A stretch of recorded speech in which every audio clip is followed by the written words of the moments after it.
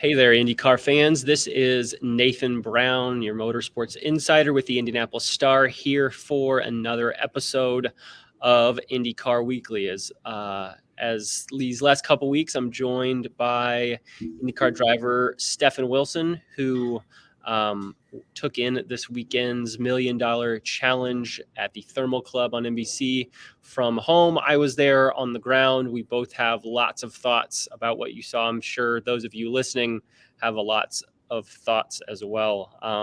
We'll run through all of it. We'll start with the on-track action, some takeaways from the event. Obviously, Alex Palou takes home the $500,000 check for Chip Ganassi Racing. Thoroughly dominated both the test portion of the weekend as well as the racing. He, I think, paced 3 of the 4 tests that they had. They had 9 hours of testing going on at the Thermal Club. He started on pole for his heat race, won the heat race, and then ran away, and I think won the main event by just under 6 seconds or so. So another banner day for Alex Palou. Much better than what we saw at St. Pete, but certainly not far off from what we saw from him a lot of last year, and makes you wonder how much more of this we're going to see and if we're going to have a repeat champion this year. So starting off, Stefan, what did you think of what Alex did on track, and what was maybe your biggest takeaway from the racing portion of the weekend? Yeah, no, you're right. Alex just dominated the weekend. I mean, the way that he drove with intensity in the first half of the final, while others were hanging back, sacrificing lap time to save tire, he still kept on it and then continued to just drive away from the field that had saved tires in the second half of the final. So it made you just go, all right, well, I think it's putting everyone on watch for the rest of the season because, as you say, it could be a repeat champion with that kind of performance that he's delivering at this point in the season. So other takeaways for me were another solid weekend from Felix Rosenqvist, backing up that performance that we saw at St. Pete. He was competitive all weekend. He won his heat race. Yeah. Started second in the final, and was solid. I think he finished third behind McLaughlin, right? Mm-hmm. So, I'm 2 days away. I'm remembering the results in my head. And then we obviously saw all the strategies going on to save tires and what have you, which kind of took away a little bit from the excitement of the race. I think there's definitely we'll get into it in a second, but definitely some format changes that could have made it a lot more exciting for fans watching on TV and in person. Absolutely.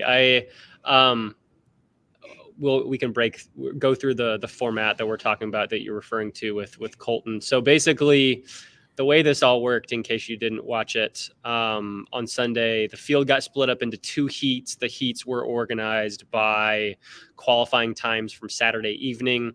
If you finish in the top 6 of your heat, you move on to the final. So the final was 12 drivers, and that main event was 20 laps, but split in half. So you had 10 laps.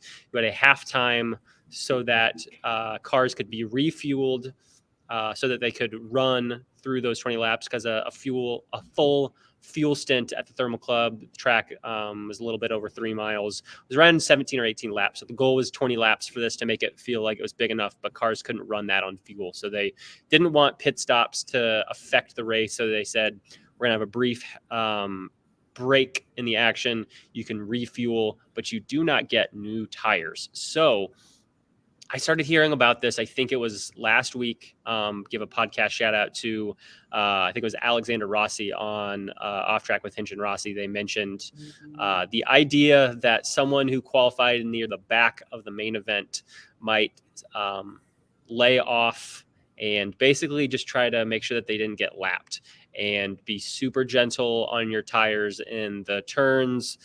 Make up some ground for going super slow in those turns by pushing it on the straights, and basically just by the end of 10 laps, make sure that you've lost no more than what amount to a minute and 40 seconds, which also comes down to about 10 seconds a lap, which is pretty close to what Colton did starting 11th or 12th in that main event. So those guys who preserved their tires, then the field gets gets bunched up, almost like a competition caution happened basically. So Colton, finishes those first 10 laps like 90 seconds back from Alex, takes the green flag for the final 10 laps and is again right there packed up with the field. And he was actually able to make it work. We had 2 cars retire from Rahal, Letterman, Lanigan Racing. We'll get to that in a second. So he's starting those final 10 laps 10th, and he makes it all the way up to 4th, which was really cool. I was glad that someone actually made that work, because if that was the prevailing theory, we're going to have someone try it, and then there was even too much deg for someone to be able to make that work, that would have made this even worse, and it was already bad enough. But so that was probably like the best piece of action that we saw. There was some good dueling between some guys. Alexander Rossi stands out, comes to mind. Some good battles with Joseph Newgarden in those closing 10 laps in that main event. You obviously had the big crash at the very beginning that took out Romain Grosjean, and Rinus VeeKay started by a tiny bit of contact between Colton Herta and Scott Dixon. I think Scott probably takes the brunt of the blame on that one. But beyond that, for an event that was supposed to be a quote-unquote made-for-TV event, there was very little action. That was really unfortunate. And I think that comes down to some of the format questions, of which we'll go into here in a little bit. One thing I would have loved to see, if everyone kind of generally knew that this whole save your tires thing was going to work, I would have loved if basically all of the teams not named Chip Ganassi Racing that were involved in the main event part, had a gentleman's agreement of sorts and said, hey, everyone just back off, let Alex run away, and then everyone has tires saved to go and attack Alex. Now, you would assume that he would probably catch on and slack back. But then if he does slack back, then go and attack him and see if you can get around him, and have someone like McLaughlin or Felix start those last 10 laps ahead and see if Alex can actually make the pass. I don't know. That's what I was saying. I mean, even though Alex ran his race and won the first part of that race by 4 seconds. Yeah. He still had the tire to then go and pull another 6-second lead. I mean, at the end of the race, or end of the second part of the final, him and Herta were doing the same lap time. So it made you go wow, Herta saved tire for 10 laps. 10 laps of less degradation. Don't get me wrong, you're still degrading the tire, even though you're not pushing it. You're still taking some wear out of it. But it was just so impressive to see that kind of performance. It was definitely a track where if you were running in open air, no one in front of you like Alex was, that was a really big advantage, especially in that high speed section. It was really turbulent. We talked to a lot of drivers, and it was really turbulent to drive too close behind someone. So you had that push to pass that could help a little bit if you had a push to pass advantage on someone and could kind of get up close and maybe try to make a pass. But in those, you saw almost no passing, basically from turn 8 through maybe turn 15 or so. And so it would be really easy if you had some clean air, kind of like Alex did for basically both of those 2 10-lap stints. It'd be really easy to kind of break away a little bit, because you didn't have a whole lot of drafting going on where you could kind of make a run on someone. The straights were just not quite long enough, It looked like you just need an extra, couple hundred feet to make passing more realistic. Even that said, Colton did a great job to make a couple of passes that he did. He had a nice lunge on Linus. I was kind of holding breath for a second. Thought Colton Herta's front wing was going to go by. But Linus gave him room, and they raced through the corner. Same with, Colton and Armstrong. Same thing. I thought, wow, that's a late lunge. That is definitely going to end in tears. And sure enough, they made it through the corner. So it was nice to see that brought a little bit of excitement in that second half of the final. As you said, I think the going after the prize of of the $500,000 ended up costing a few teams, quite a bit of money over the course of the weekend. A couple of crashes there from Kirkwood, Marcus Ericsson, and then the big one in the Heat 1 with Grosjean and Rinus, who was an instant bystander. So, it definitely, they're going to be licking their wounds coming out of this one, shooting for a big payday, and end up costing yourself quite a bit of crash damage. the work that Colton did, actually, I can't imagine this was ever communicated or thought about. But when you think about it, Colton was starting that last half of the main event in 10th, so would have been coming away with $23,000 for Andretti. Instead, he finishes 4th and secures 350. No, so I was 250. No, so McLaughlin got 350 for second. You're right. Felix got 250 for third for MSR. So Colton got $100,000 for Andretti Global. That's right. Fourth. So that's probably not going to come nearly all the way to pay for the crash damage that Kirkwood and Ericsson had. Kirkwood's was actually better than I thought it was going to be. I saw the car. I think they had to repair the attenuator. And maybe had a little bit of floor damage, but I was surprised. I don't know that the rear wing took too bad of a hit. Again, I don't know the ins and outs of what they had to do, but it was definitely better. Marcus, the whole back of the car looked like it was pretty rough, and I think they had to stay for 4 or 5 hours to work on that to get that set overnight on Saturday night. But hey, Colton basically made another $77,000 for Andretti, carving up the field.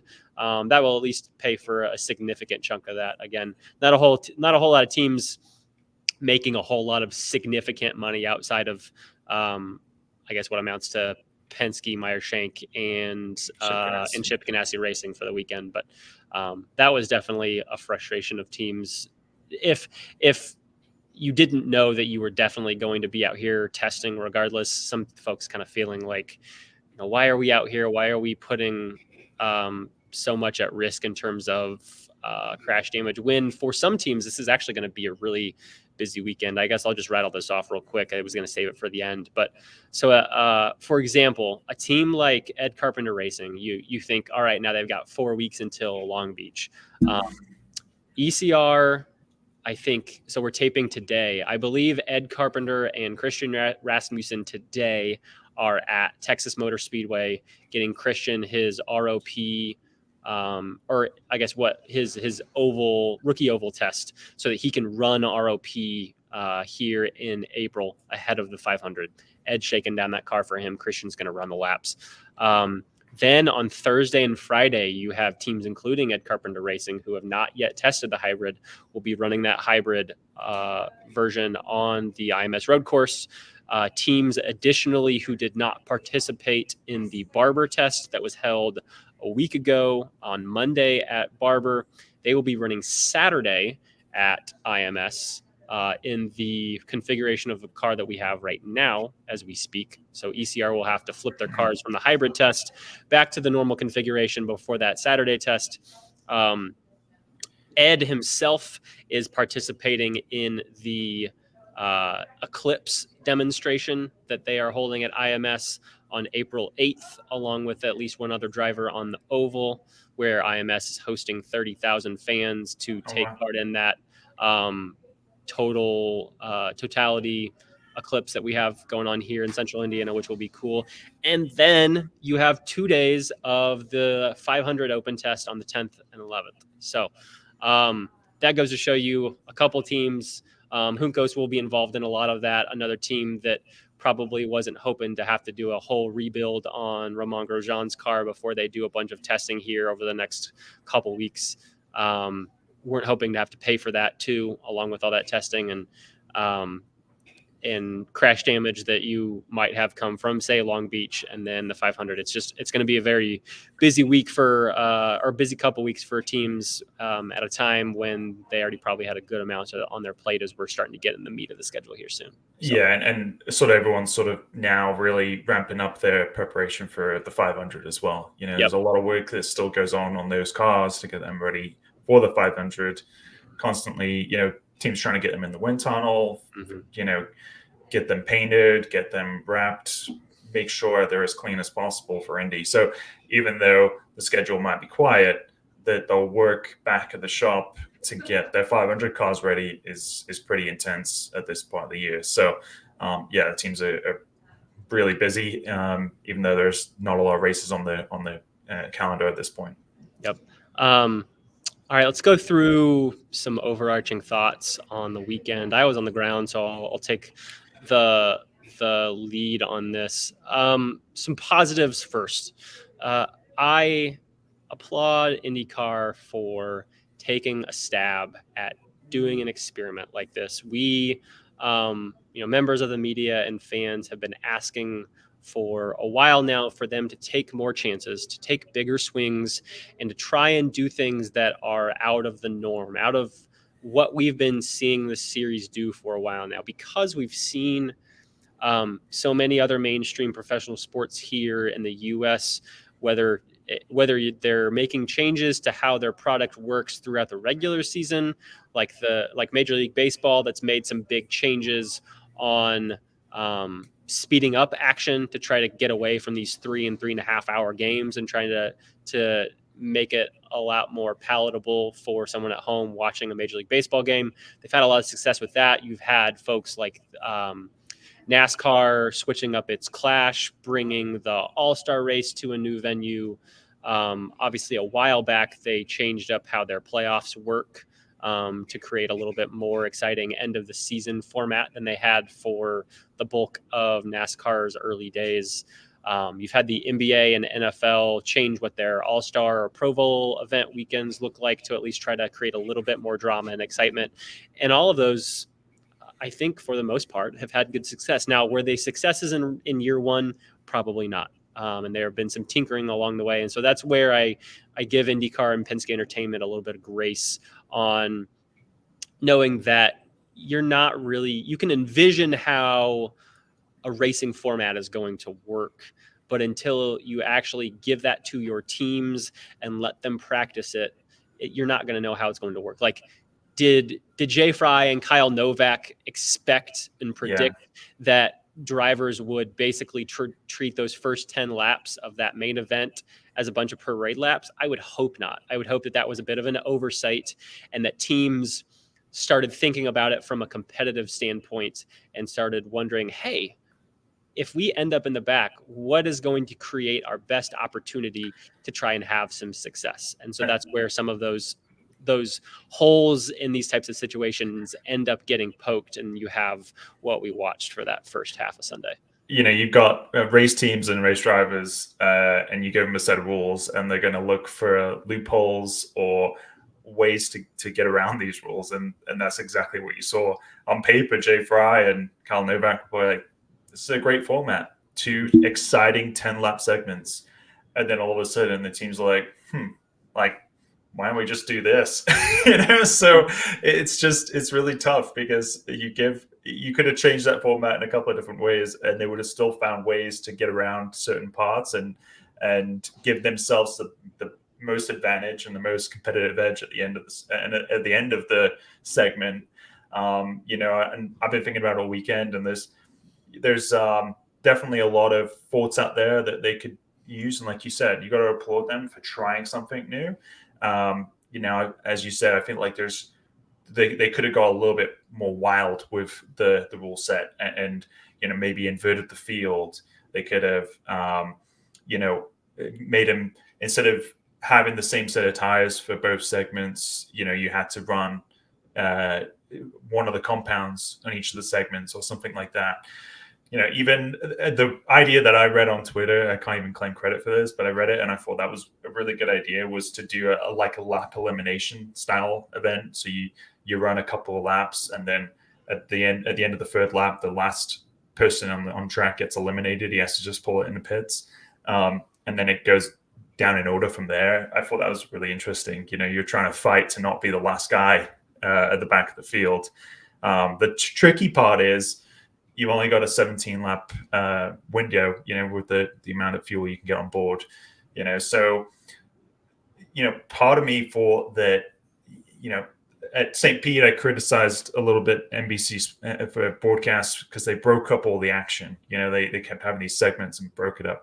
NBC did a great job. I don't know if they were listening, but I felt like the coverage was a lot more focused on the event and the racing that was going on. There was less features. But unfortunately, the sporting side of it for the Thermal $1 Million Challenge kind of did that for them.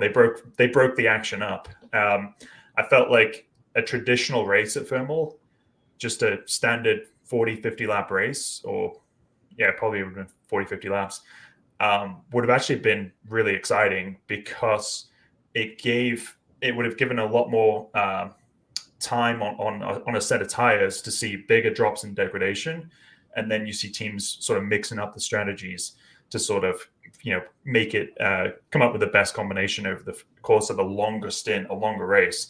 So, part of me wonders, do we even need to make this event? They need to either go two ways. They need to bring it back to its beginning of the schedule, beginning of the season, before the main start part of the schedule really takes off, and continue to get weird with the rules, or just make it a feature on the full race schedule and just treat it as a normal event. I'm not sure that you can ever really take this style of big cash prize and make it exciting on a road course. It's, to me, that sort of cash prize needs to be sort of put in place on an oval, where you're going to see action, the whole way through the race, the whole way through the field. On a road course, as we saw, the gaps really grew, and by the end of lap 2 or 3, it was fairly clear that Alex Palou was going to run away with this. So it kind of took that excitement out of the final laps of the event. And that's no knock on Thermal. I think Thermal did an amazing job. Tim Rogers and his crew put it, the facilities at Thermal are next level. We got to see that on TV as well. It came across really well. The backdrop of the San Jacinto Mountains and the overall appearance of the track, it looks incredible. So, there's some positives to take away from it all. Yeah, some other format ideas. I had some of the same thoughts and read and heard some of the same ideas that you mentioned. Some other ones that I had. For the heats, I would have loved maybe if you have the group split up in half. I would have loved maybe they do one traditional heat and then flip the field, and maybe you flip the field from the results of the first one, or maybe you just flip the field from qualifying from the original, and you average those results out, and so then your top 6 on terms of average finish are the ones that move on. Another idea that someone mentioned in the paddock was, if you do that 2 heat format with each group, you could have just run them normally. So if you qualify 12th, you start both races 12th, but maybe you have to pick one of those to run an alternate tire and pick another one to run a primary, and you make those choices before race 1. So maybe you, if you're starting in the back, you run an alternate and you see if you can make your way through the field. And maybe heat 2 starts where heat 1 finished. So maybe you're a guy in the back and you are running an alternate tire, and so you make your way up to like 6th, and then you've got to hold on to that 6th place spot with a primary tire, knowing that maybe some of those guys in the midfield are saving an alternate tire for that second heat. I don't know. There's ways that you can mix it up. I think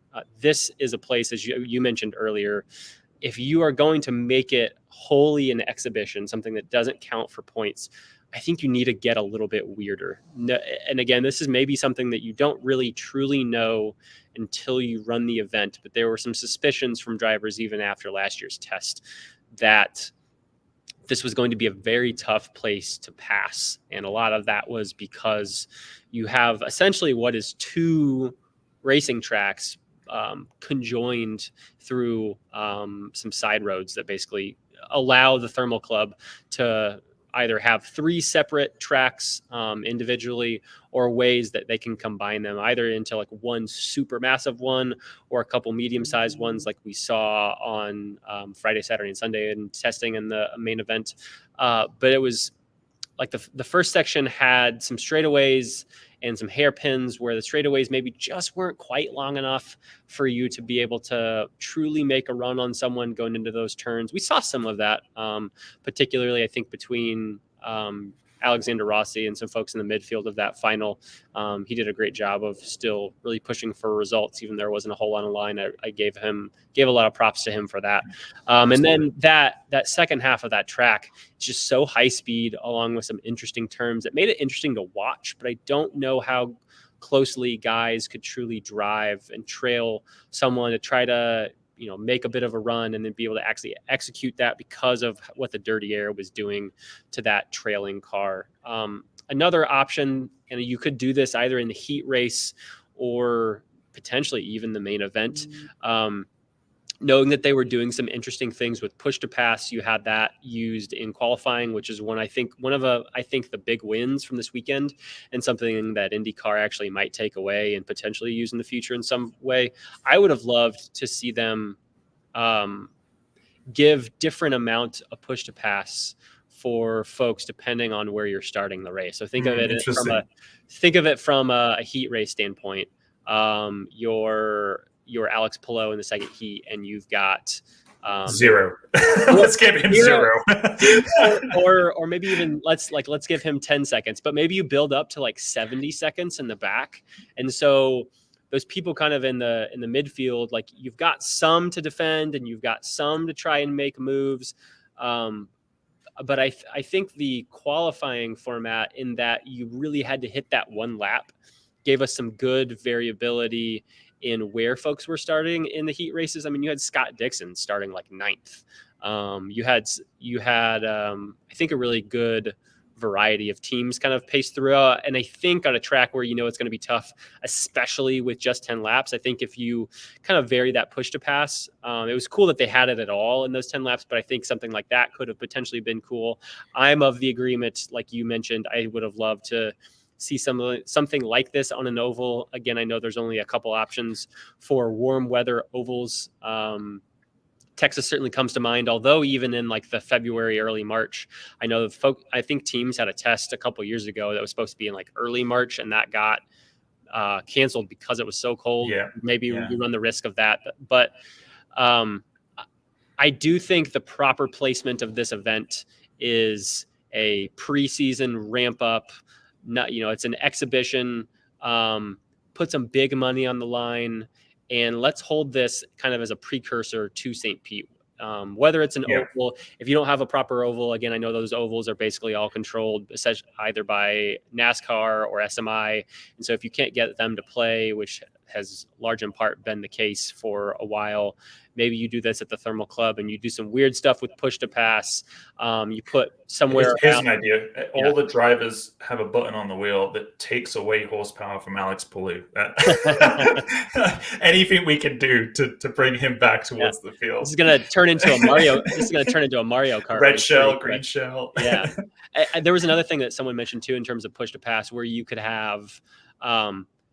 I don't know if this is doable. Like how this would work from a technology standpoint, but I envision something, if it's possible, where race control prevents someone from using push to pass if the car behind them is using push to pass. And so you can't use it to defend. You can only use it to make moves.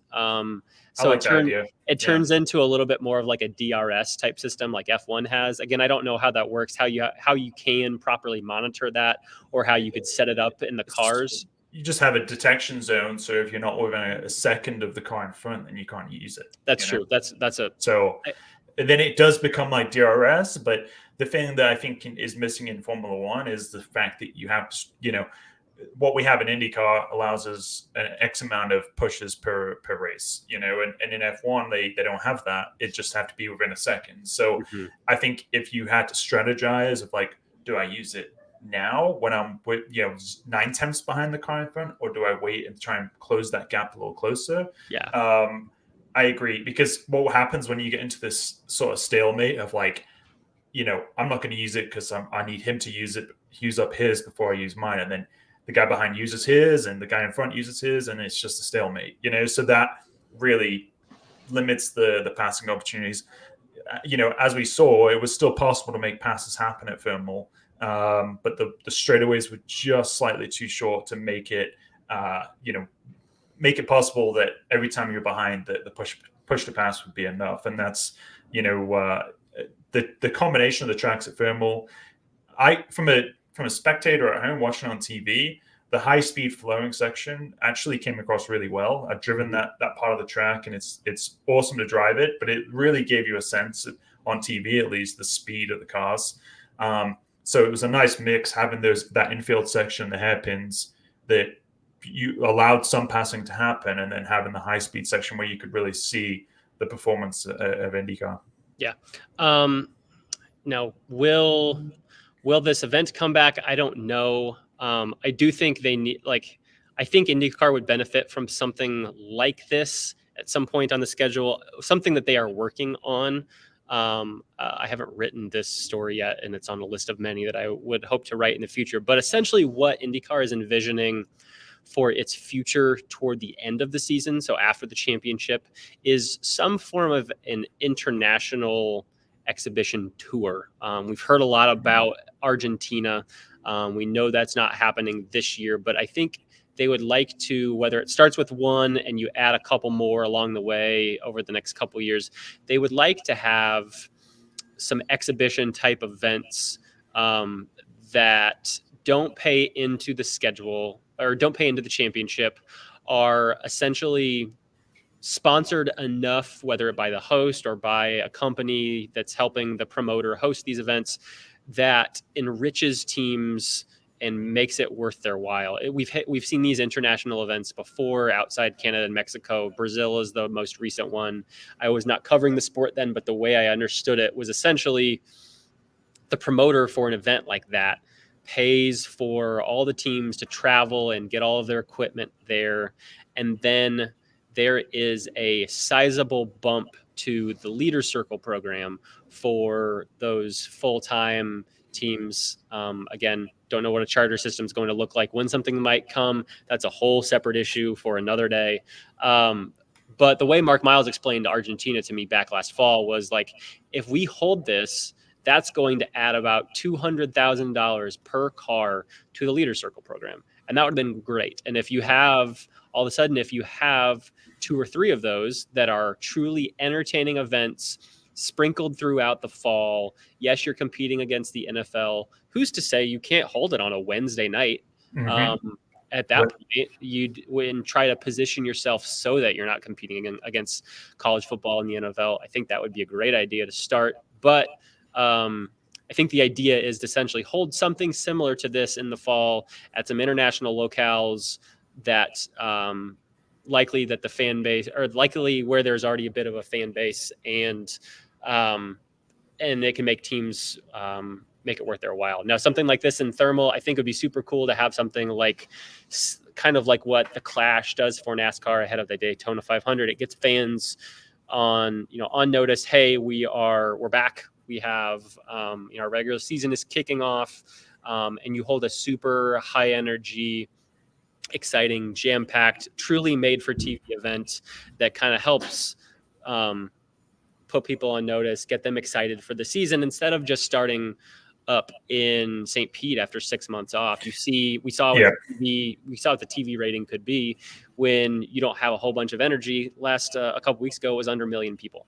So that's how I think this can work best. Does it need to be at the Thermal Club? I don't know, but if you are doing a preseason event like that, you do kind of have a bit of limited options. So I agree. I think they could ship this about a month and a half earlier, and from multiple standpoints, teams are testing then anyway, so they have to travel 1,000 miles down to Sebring to go test, or a little extra further to get to Thermal, but they're already going to make those kind of trips. Like, it's not that big of an expense to add on to go to Thermal rather than Sebring. So how it was last year as the open test, I think that sort of date range could work really well. As you said, gets everyone excited for the season ahead. It's a non-points race. You can try some things with the rule set, and I think the other advantage there is that it's really cold everywhere in the country at that point except Thermal. So a lot more IndyCar fans were maybe willing to travel. We saw a lot of people out there IndyCar fans taking advantage of it of this weekend. Originally the prices were $2,000 for the weekend, which was maybe a little steep, but at $500, I thought they got an absolute bargain. At least from what I read on Twitter, a lot of people were just saying how amazing the experience was.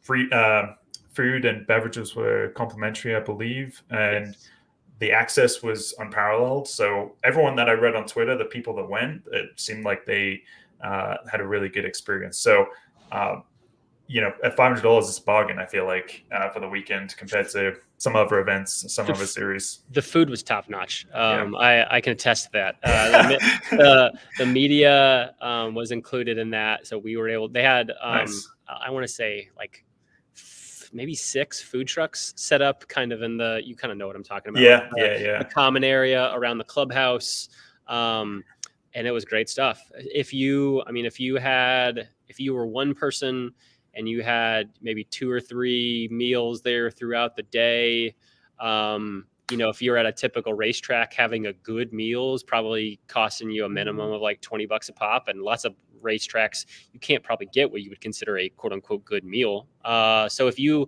easily put $60 to $80 in food per day, you're already getting to close to half your ticket, and just being able to be at an event, have pretty open paddock. I mean, you had some drivers that were literally like going up to the food trucks in between testing, and you had fans that could like get autographs, get a picture with them. It was as open as IndyCar paddocks are traditionally at most events. This was even more open. So if you were someone, I think the people that probably came away from this event the happiest, outside of Chip Ganassi and Alex Palou for getting that cool $500,000, it's probably the fans that were there that did, especially those that originally paid $2,000 and got this event for $500 for the whole weekend. I think that was really cool as well. The series, but the Thermal Club did that, is that they could have easily just changed the price of the tickets, and you're like, tough luck if you already bought before. But the fact that they refunded the difference to the fans that had already bought,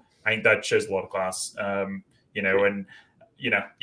Who wouldn't want to spend that kind of money and go and line up at the ice cream truck next to Joseph Newgarden? Exactly. So I think, wrapping up here, I think maybe my overarching thing in all of this is this felt like an event that was held first and foremost to fill a gap in the schedule. And I don't think, this wasn't an event that was held because IndyCar had such a great idea for an event, and we're like, we want to do this, and we're going to do it here at Thermal, and we're going to do it now. Yes, it is helpful because it fills a hole, but we have a lot of confidence that this is going to work really well. I mean, they changed the amount of time that drivers had for qualifying in those sessions on Saturday night. They changed that Friday evening.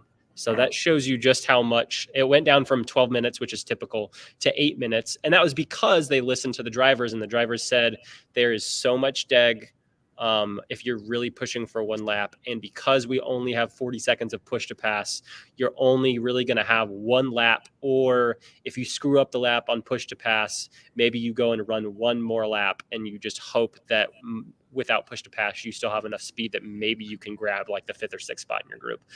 So they didn't feel like they needed 8 minutes. They felt like if they did, people would have just been sitting around even more. And so I both applaud them for making that change on the fly, but that's how flexible, I guess I would say, the rules around this whole thing was. There was still the expectation, I think, up until about a month ago, that members were going to be part of an even bigger part of this, and would have essentially had 27 members paired, one each with 27 drivers.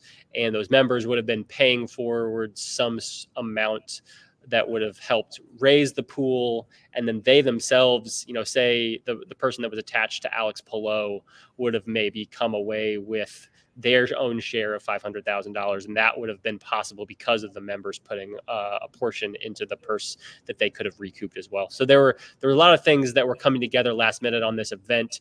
I don't think it was perfectly executed by any stretch of the imagination. I think they have something here to work off of. But it had all the feelings of we need to host something to break up the 6-week gap between our first points race and our second points race. You will have some people say, I think no matter what it is, it's great that you're on TV. It's great that your fans are still made aware that you are around and folks don't completely forget about you between St. Pete and Long Beach. I am of the group that says if you are going to be on national TV, I don't know how much it benefits you to put forth a less than stellar product like we saw on Sunday. Granted, yes, this is year one. You're going to have your bumps. You're going to have some lessons learned. So I think if we'd seen this in year two, I would be going scorched earth right now. So I'll save that maybe for next year. Hopefully we see a better product, but I question what benefit we got out of this weekend, unless you have one or two of those members that go up to Ed Carpenter Racing and say, hey, we want to get into the sport. We've got some $1 million. We want to become a part-time owner or a minority owner in your team. You know, a team like ECR, a team like Juncos, a team like Foyt, maybe RLL, those teams, Dale Coyne Racing, for example. Whether they can be a minority owner or a big sponsor for a team that's still looking. We had a couple cars that were running with no primaries on the side pods. The 2 Coyne cars, along with Renus VK's number 21, they didn't have sponsor for the weekend. So obviously, if you get a big sponsor from the weekend, that's great too. And adding more folks into the ecosystem that didn't previously exist, that's good. But all in all, I don't know how the series, in the short term at least, benefited from this. There was obviously a lot of Twitter talk from a lot of very disgruntled fans, some of them with some reasonable arguments, some of maybe a little extreme for my taste, but I understand and respect their viewpoints. Everybody's got a different feeling, but there were very few people, I feel like, coming away from this feeling like this was a good thing for IndyCar, and we'll have to see what the ramifications are from that moving forward. Yeah, no, I think they could retool the event, move it earlier in the season, before the season, continue to experiment in rules if you want to do that, or you keep it exactly where it is on the schedule and run it as a points race. And, you take away the $1 million aspect of it and just run it as a points race. I think that, to me, that's the two outcomes I see. I think that, I think it does pay off to be at the Fillmore Club. I feel like there is, benefits to being in that arena, being in that club, rubbing elbows with company owners, decision makers at companies that we want to create relationships with. And for the IndyCar, that's I think that should be important. So I think those are the benefits. I think just retooling the event is what's needed. Like I said, making it a points race, I think, would solve a lot of problems. Suddenly it makes sense. Financially for these teams to outlay a lot the funds to go and travel to California to race suddenly makes sense. I think from a format standpoint, it solves the issue of like how a team's going to handle this format, because it's just a race format standard. And that, as I said, the type of track surface and the degradation that teams were seeing, it would have been brilliant, because it would have really mixed up the order, mixed up the strategies. So I don't see any reason why you can't just run it as a normal event, really, if you're going to keep it at this slot in the schedule. Maybe even it's a normal event with some different rules, and maybe it's a normal event and you don't have points, but there's a bunch of money on the line. Maybe you like tinker with push to pass, or like I don't entirely understand the whole like Joker lap thing that some folks have mentioned. I think Colton mentioned it in an interview I saw. Like there's ways with some of like the cut throughs that you have at this course, like maybe you could do something like that. Yeah. So okay, that's an interesting one, because at the end of the start finish straight, there's a hairpin comes back on the field. There's a way to cut through there and make it just like one long sweeper and cut back on. It puts you onto the straight after turn 6, right? Yes. Yeah. That's an interesting idea. The Joker lap.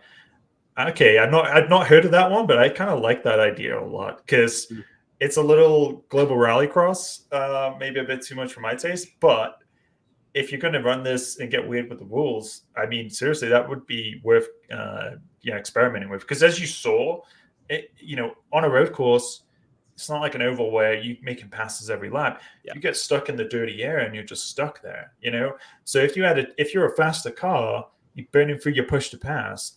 If you can choose to take the Joker lap, cut through onto the back straight, get some clean air, and make hay, and then that pays off, and you end up net gain on the car ahead of you. That would make things really interesting. Maybe, the one caveat is that Alex Palou doesn't get to take the Joker lap. Yeah, I like that. I think that's good. All right, we'll leave it there.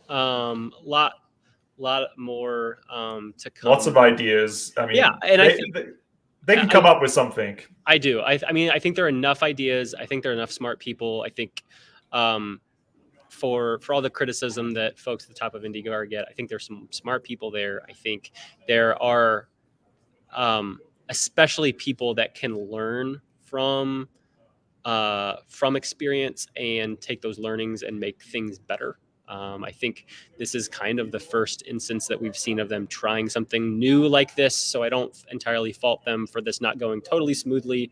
And I would love to see what they put together for year two. I hope there's a year two. I hope this is not something that went so poorly that they feel like they can't do again, because we love to see new things, exciting things, changes.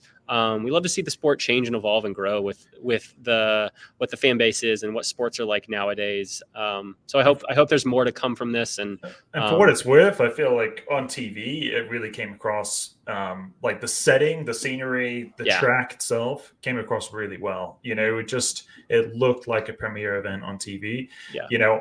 There's a couple of events last year. I think was Detroit the first year.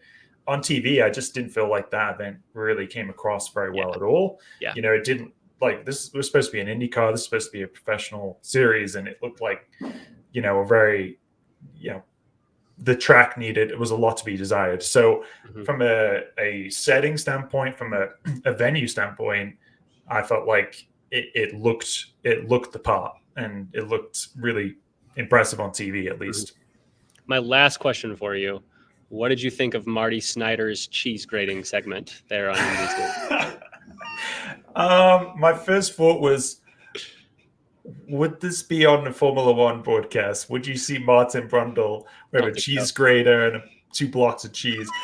Honestly, it did it did its purpose, it really did explain it. It's kind of what I was saying last week. I feel like we really need to be using more technology and more graphics to educate the fans and get that point across, rather than sort of homemade experiments. And that's not any disrespect to Marty, because he's a fabulous commentator, fabulous pit reporter.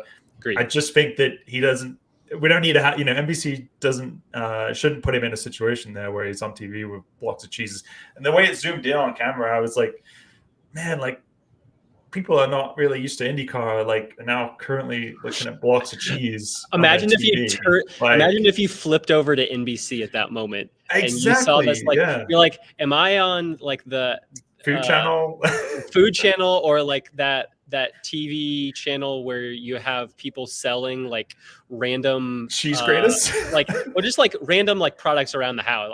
I'm not coming up with the idea right now, but you have places that are just run 24/7, and it's we're gonna try to sell you this awesome new technology for your house, and it's 4 easy payments of $7.95, and it's going to be the best cheese grater you've ever seen. I did not think that was a good look. I mean, it really did get across the point. It made sense. For anybody at home, I thought, okay, that was a good segment.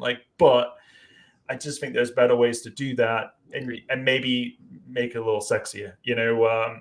I mean, I watched the. It's a really interesting to me. I feel like if you watch the F1 broadcast, the product on track, you can say whatever you like about it, but they're really utilizing new ways to really explain the sport and make it comprehensible for the fans at home, and utilizing the technology to do that. And the graphics they're using, their explanations. At one point, what I love in the pre-race of the Grand Prix is they have this like overlay of the two fastest laps, so the pole lap and the P2 lap, and they're going through the lap, and it's like the two laps are overlaid on top of each other, so you can see the difference in line. You can see the difference where the car drifted wider than the apex on the driver anticipated, which set him off and put him offline for this next corner. And for a fan at home, when you're looking at Max Verstappen being 1.5 tenths of a second faster than Carlos Sainz, and you're trying to process that, you're like 1.5 tenths of a second. Like how much is that? How did that happen? You look at, if you just watch the lap, you're like, oh, that's cool. And you watch the P2 lap, you're like, that's cool. You can't really see those differences, but when they're overlaid and you can see the minute differences in line, or just how Carlos put it a little tighter here, or he drifted wide and that cost him the time. And it's almost like Gran Turismo. If you've played that, the Gran Turismo Ghost lap, Ghost car, it's that. And it makes it really exciting as a fan for those that don't understand the minute differences, to sort of see that and understand, okay, these guys are pushing at the highest level and the differences are so small, yet they equate to such a big performance and a big time difference. So I still think there's a lot, obviously Formula One has just such bigger pockets and bigger funds to kind of develop that stuff, but that's the kind of stuff that we need to sort of really take a hard look at to help the fans at home and new fans that are coming across, maybe flicked on NBC, to sort of see how these races are won and lost. Agreed. We'll leave it there. Thanks again for those of you for tuning in. Really enjoyed these first couple episodes of this pod this year. Our next episode will be recapping the Acura Grand Prix of Long Beach, coming here in about a month or so. So a little time off, but still a lot going on in the IndyCar paddock. I still have a couple more stories to write from being on the ground at the Thermal Club this week. You can find those on IndyStar.com. I will be out at the racetrack covering some testing, working on some bigger stories here in the next couple weeks. And I know we're excited to have this little bit of a lull, but boy, once we get here to Long Beach, it is going to be wild and crazy. You've got Long Beach, you've got Barber, you've got an off weekend, and then 3 weeks of the 500, followed by Detroit and Road America. And we'll blink our eyes and we'll have 7 of the 17 races done for the year. So a lot to keep up with. Thanks again, those of you for tuning in on your traditional podcast platforms on Spotify and Apple. Be sure, if you're interested, you can find this on YouTube as well, on the IndyStar YouTube account. Feel free to keep reading all my content. You can listen to this podcast. I'll have some more videos throughout the year on IndyStar.com. And if you have something you want to see, send me an email, reach out to me on Twitter. Love feedback. We would love feedback if there's something that you want to see, a segment that you want to see us do, or questions that you have that maybe we could answer on here. We'd love to get more interactive as well if there are folks out there who are really enjoying this or want to see something different. So thanks again, Stefan, for joining me this week. Thanks for those of you for tuning in, and we'll catch you next time on the next episode of IndyCar Weekly.